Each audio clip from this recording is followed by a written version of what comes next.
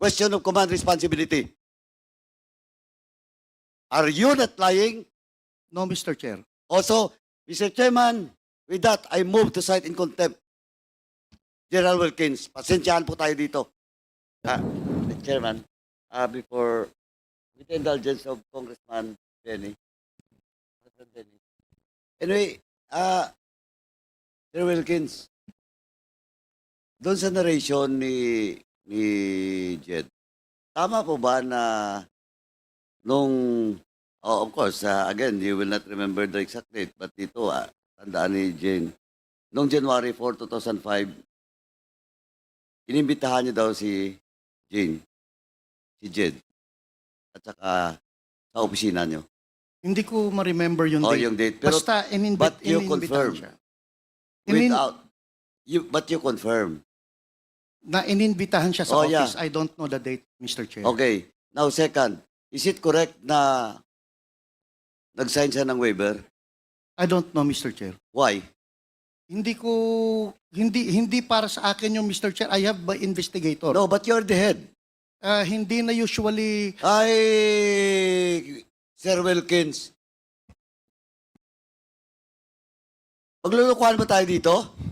no, Mr. Chair. Kasi sa akin, Mr. Chair. Project mo yon. Yes, Mr. Oh, Chair. ngayon, kinuha niyo yung subject, yung supposedly suspect, without a warrant. Di ba tama? Without a warrant? Their invitation? Yes, Mr. Chair. O now, para hindi kayo makasuhan, nag-waive siya. Pumirma ng waiver, tama? Hindi ko alam, Mr. Chair, kung nag-waiver siya because my investigator, sila yun, Mr. Chair eh. Usually, Mr. Chair, pag head Mr. ka ng Wilkins, office, Mr. Wilkins, ikaw yung head of office, napakalaking project, tapos hindi mo alam, tapos hinayaan mo yung mga tao mo na papirmahin yung subject or yung suspect for a waiver? Mr. Chair, as head of office, ang in charge dyan is investigator. I delegate the job sa investigator. Anyway, Mr. Chair, may lawyer sila, Mr. Chair eh. But in that case, Mr. Wilkins, are you not liable if ever there will be a violation of the rights of because you're just at the head and there is an investigator? Ito, theoretical lang. Mr. Are Chair, you not liable? Theoretical hindi ko sinasabi na he has all the basis of his overclaim. usually, Mr. Chair, sa... Hindi nga. At tinatanong ko, theoretical. Hypothetical. Theoretical. Are you liable or not? No, Mr. Chair. Why? Dahil hindi naman... But you are the head of Yes, Mr. the office. Yes, If- Mr. Chair. If illegal activity or whatever violation of law under your office, as the head of office, you are reliable, especially in this case. Especially in this case, this is a very big project of your office. General Wilkins, si Madam Jed Lapid ay 2 beses na kinuha ng PDEA. If I remember it right. One, when you went to the apartment, kinuha siya. And in January 4, 2005, pinuntahan ulit siya at kinuha ninyo siya. And after that, hindi na siya nakalabas. Yun ang katotohanan. And it is on record ng PDEA blatter na binabasa ko. And I do not know the reason why. You do not know. Parehas tayo nanggaling sa police, di ba? You are more ranking than Colonel Acerto. Tama. Pareho lang kami nun, Mr. Chair. Pero yung issue ay drugs. Tama. Yes, Mr. Chair. And pursuant to the law, lahat ng operation ng police tungkol sa illegal drugs, it should be coordinated with PDEA. Pursuant to the law. Tama?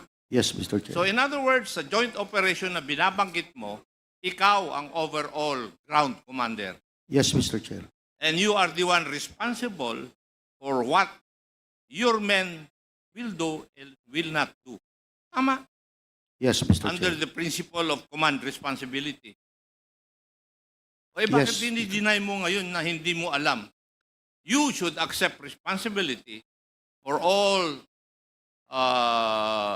the things that your people did outside the bounds of law. Di ba? Turo sa atin yan eh. And now, here, naririnig ko yung sagot mo kay SDS. You do not know anything about it. Inihuhulog mo na yung mga tao mo. And that is not supposed to be the case for a commander. Di ba? Kaya sagutin mo si Juan, si SDS ng tama. You are the overall commander of the joint operation. Kung ano man ang mali doon, sagot mo dapat. Kasi ikaw ang commander eh. Yes, Mr. Chair. Yes, answer the questions of the SDS properly. Kasi nagtataka ako. Parehas tayo ng pinanggalingan. Pero hindi ganyan yung pagkaturo sa akin. Thank you, Mr. Chair. Chairman, Thank you, Congressman Akop. With the indulgence again of Congressman Okay, I will give the Gonzales. floor to Chairman Okay, Taraps. Congressman Paduano, you are recognized. Chairman, anyway, naunahan lang ako ni Chairman Akop. Kasi, General Wilkins, eto, last warning ko sa iyo sa nangyari, you're lying. Oh, gusto mo i-cite ko na? Paano-ano pa yung mukha mo eh? You're not respecting this committee. And I warn you, this will be the last. Kanina nung tinatanong kita, akala mo hindi kita babalikan? Now you admit that it's all about your command responsibility. Well, in fact, magtuturuan na, aserto, dinideny mo. Of course, your words against the words of aserto. Now, eto si Jed. Did you really interrogate personally, Jed Pilapil? Yun nga, Mr. Chair, hindi ko kasi maalala na kinausap ko siya. Basta ang alam ko, nasa opisina siya, Mr. Chair. Ayun And yung I problema. don't lie, Mr. Chair. You're not lying, you lie. Just a few minutes ago. Sa harap ko. Sinabi mo na that authority was delegated to your personnel. Yes, Nung Mr. Chair. Nung tinanong ka ni Chairman Akop, inamin mo. Question of command responsibility. Are you not lying? No, Mr. Chair. Also, Mr. Chairman, with that, I move to cite in contempt General Wilkins. Pasensyahan po tayo dito. In violation of Section C, Section 11, letter C, of our rules. So move, Mr. Chairman. Pinagbigyan na nga kita. Yun pa ang sagot mo.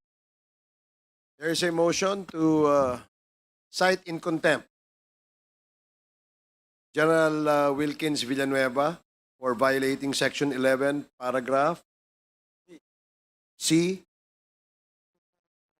refusal to answer relevant questions from the committee. This was duly seconded. And do I hear any objection? Hearing none, the motion is approved.